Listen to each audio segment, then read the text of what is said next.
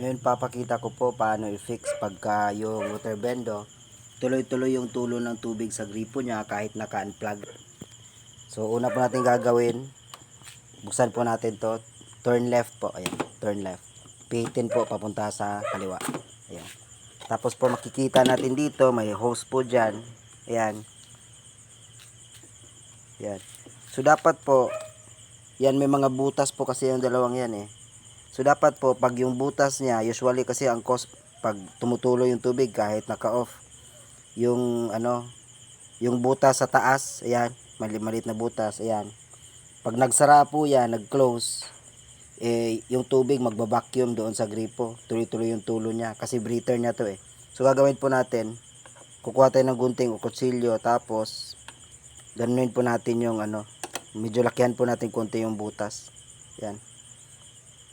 Para makadaan yung hangin at di na po mag-vacuum yung tubig mula sa ano, papunta sa gripo. Di siya magtuloy-tuloy ng tulo. So yun na po gagawin pag tuloy-tuloy yung tulo ng gripo ng bendo kahit naka-unplug po siya. Pag palakihan na po natin yung butas, sara na po natin.